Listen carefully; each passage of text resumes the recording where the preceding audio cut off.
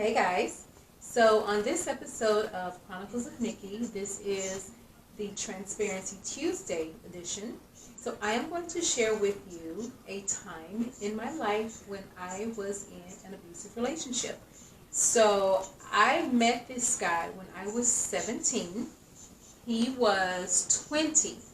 And I remember it so clearly. I used to hang out in Oak Cliff, for those of you that are from Dallas, Texas.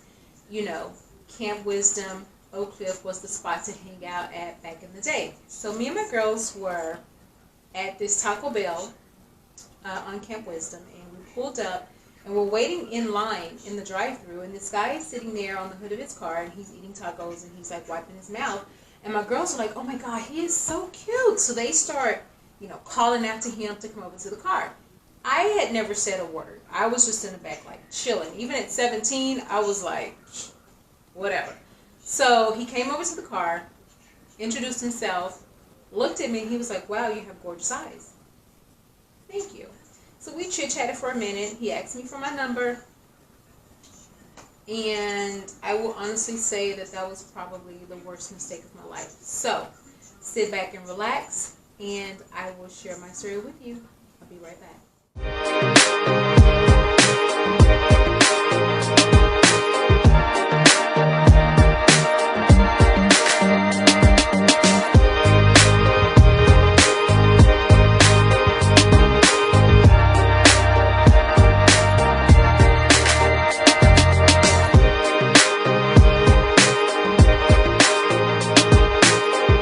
Alright guys, welcome back. Now, as I said in the introduction, I was 17 when I met this guy. He was 20. And, we started dating after we exchanged numbers. We started going out. I was still in high school. I was a senior in high school. And, we started going out, doing our thing, whatever. And about maybe 2 months into us dating, this is when the first incident happened. So he picked me up on a Saturday from my mom's house, because of course I'm at home with my mom, and he didn't like the sandals that I had on. And it's so funny because I remember everything about this toxic relationship as if it was yesterday, and that's how much it's embedded in my brain. But he didn't like the sandals that I had on. So we were going to the mall. He instructed me to stay in the car. Now, nothing had ever happened up to this point for me to even think that this man would ever put his hands on me. So, in my 17-year-old mind, I'm thinking, I'm not going to stay in the car. But whatever. So we get to the mall. He goes in. About 10 minutes later, I realized that I needed to go to the bathroom. So I thought, well, I'll go to the bathroom, and I should be back to the car before he gets back. So I go to the bathroom, come back, and when I get back to the car, the doors are locked, which told me that he had come back to the car. So again, I still wasn't scared or anything, but I was just kind of like nervous that he would be mad. Just that the typical, oh my God, I don't want him to be mad at me type stress, not, oh my God, he's going to hit me type stress, So he finally comes back to the car. Apparently he went inside the mall looking for me. So we get in the car, and he's like, I thought I told you to stay in the car. And I'm like, well, I had to go to the bathroom. And he said, but I told you to stay in the car. I didn't like those damn shoes that you had on, and I didn't want you going inside the mall. And I'm thinking, where is this even going? So we're sitting there, we get ready to pull out of the mall, and before I could even think about what was going to happen, he backhanded me and slapped me in my face.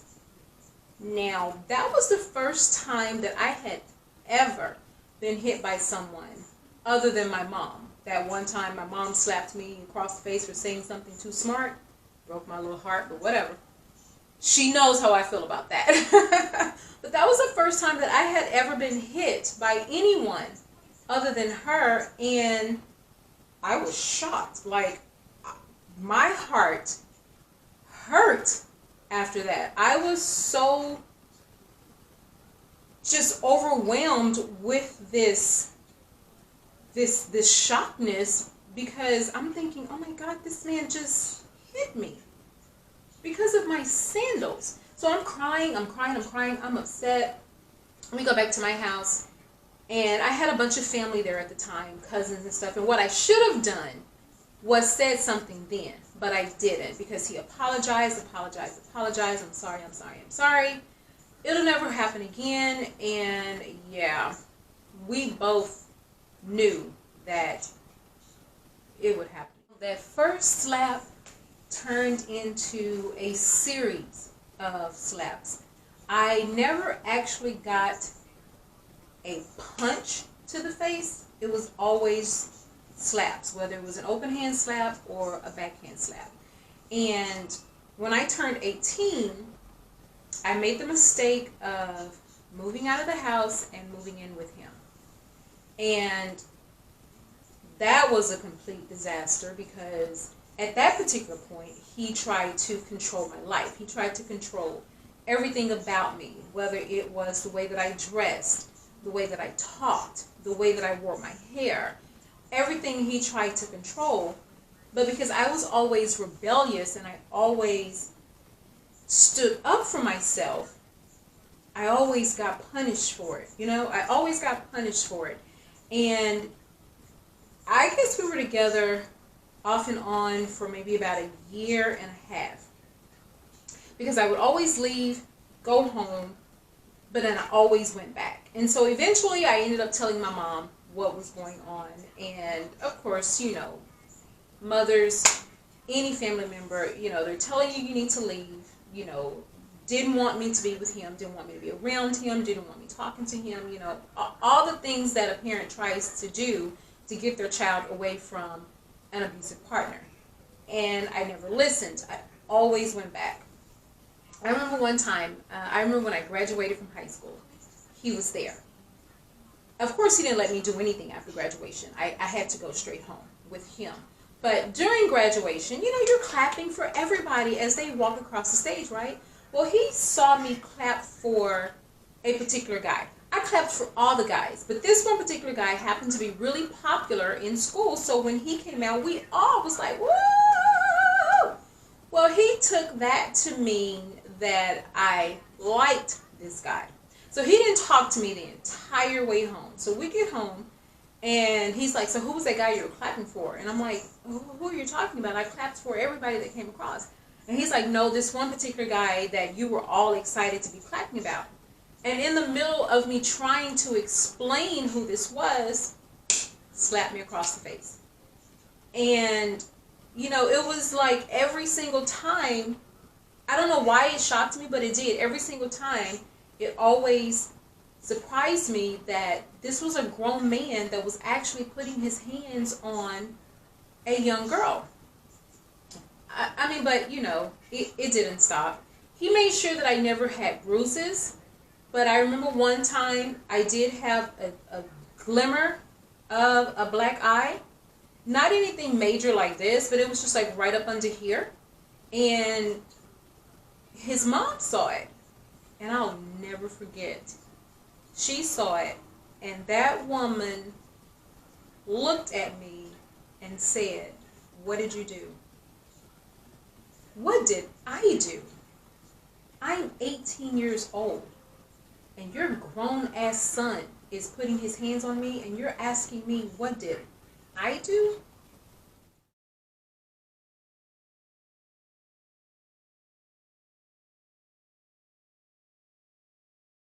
So finally, the time came when I made the decision to leave for good. And I remember I remember the night that I made the decision. So I was sitting on the porch at his mom's house, and I was just like, I have to go. I have to get out of here. This is not my life. This is not how I want my young life to be. And I don't want to live with someone that does this to someone that they say that they love. Even in my young mind, I knew that this was wrong, and I knew that this is something that I would never be able to deal with or accept that it was my fault, because it was never my fault. So I'm sitting on the porch. He's in the house, doing whatever. And I just got up and started walking. Now, Mom lived in Cedar Hill. She lived in Cedar Hill. So I just got up off the porch and started walking down the street. And the way the house was set, you walk down the street all the way to the end, and then you make a left, and that takes you further up the street, leading to going to the freeway. So I'm walking, and I see these headlights coming.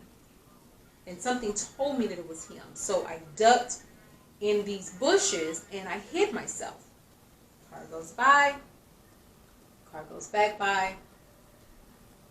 I come out. I keep walking. See these headlights come again, because now I know he's looking for me. So car goes by. Car comes back by. I'm still hiding. So the third time the car came by, he didn't have the lights on, so I didn't know the car was coming until I heard the car right up on me. So of course I tried to run. He got out and he chased me, and I remember, y'all, he grabbed me, he picked me up, he body slammed me across the hood of his car, and then he snatched me up by the shirt, threw me in the car, and when he slammed the door so hard that the glass broke out of the window. And the first thing he said was, "Look what the fuck you made me do. You're gonna pay to get my window fixed." Luckily, he didn't put his hands on me that night. But so we get back to the house, and by then I am terrified. I am like terrified to go to sleep. I'm thinking, first thing in the morning when this man goes to work, I am out of here. So he left, going to work the next morning. I went to his brother, the younger brother that was the same age as me, and I said, "Can you help me get all my stuff packed up?" I said, "I called my mom and I called my grandmother, and they're on their way to get me." And he's like, yes, I can. We got all my stuff packed up. My mom and my grandmother came and picked me up, and I was gone. So by the time this guy came home from work, everything that I had there at that house, every clothes, every shoe, every hair product, everything was gone.